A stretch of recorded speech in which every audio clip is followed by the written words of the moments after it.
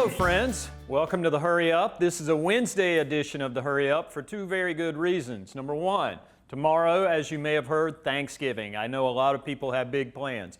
Number two, we're not waiting around for Dave Canales to tell us who the quarterback is. It's Bryce Young. He said that Sunday. He said, not only did he say it, but he emphatically said that Bryce said it, right. Which he did. He said, I don't have to make any statements. Bryce is making his own statements.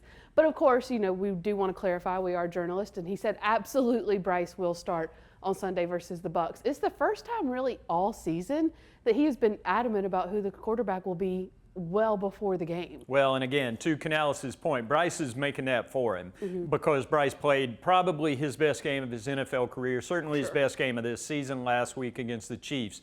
Kind of bittersweet. They didn't win, and they don't want to turn this into a moral victory. That was the whole message Sunday going into this week was let's not get hung up on the fact we almost did a thing. Let's do a thing next time.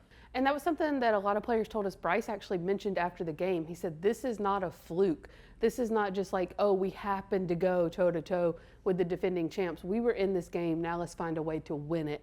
And that goes back to what Canales has been preaching since he's been here, which is finish. And, you know, you saw the Chiefs find a way to finish on Sunday. I don't think it's a coincidence at all that the Chiefs and Andy Reid are someone that Canales has pointed to many, many times as who he wants to use as sort of a blueprint, especially when it comes to the offensive side of the ball. You saw the Chiefs find a way to finish on that last drive. Now that's what the Panthers have to do. Yeah, and there's some things happening in the last couple games that are a good trend for the back half of this season, these last 6 games starting Sunday with the Bucs. Number one being they got a pass rush now. After 12 sacks in the first 10 games, 5 last week against Kansas City. D.J. Wonnum's made a big difference since he's been back. Yeah, and to your point, even though it was a loss, so much good to take from that game, D.J. Wonnum has made such a difference. You never want to say one player can change a defense, but one player can become the cog that maybe the wheel needed to help turn. And that has been D.J. Wonnum in the front 7 for sure. 5 sacks is tied for the most Patrick Mahomes has taken in a game in his career.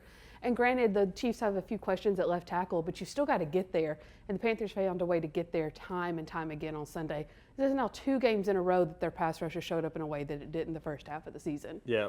Familiar foe coming in here this weekend, Tampa Bay Buccaneers. Baker Mayfield. Not as many guys around here still remember Baker from a couple years ago because there's been a lot of turnover, but Dave Canales knows him really well, having coached him last year. Can we call this the Dave Canales Bowl? Sure, why not? Let's we can make call t-shirts. it whatever. Yeah, it's either that or Turkey Bowl. I think that's the kind of thing this week. One or the other.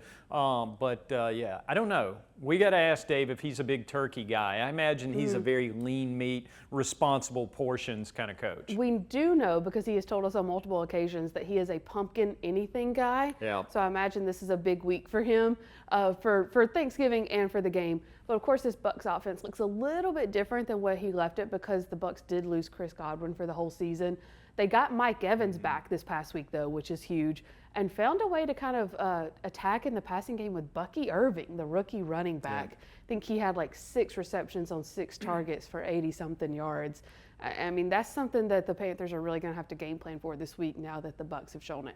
Yeah, Mike Evans getting back is definitely an added layer. J.J. Jansen says he's seen that Mike 1K, that 1,000-yard graphic every year for about the last 6 years. It just kind of works out. We'll see whether that's the case a couple years from now. Mike's got a little work to do, but a good bit of stuff to be thankful for. J.T. Sanders, all the reports on him are so far so good. He is up and moving around after that scary fall the other day. Not sure what that means for his availability this week. That's probably a little more of a question, but the good news is JT is healthy and up and well, and that's great after everybody was scared to death on Sunday. And the most important part there is, of course, his health. But just look at the football part of it, too, for just a second. The Panthers do have Jonathan Brooks, who played his first snaps last week. Somebody that you saw from college can be flexed out as like a short yardage receiver. Maybe a way they can replace Sanders if he doesn't play on Sunday. Yeah, no doubt. Part of that rookie class that's coming together, putting a lot of good results. So a lot to go through this week, but first and foremost, tomorrow, happy Thanksgiving, everybody. Hope you and yours have a good day.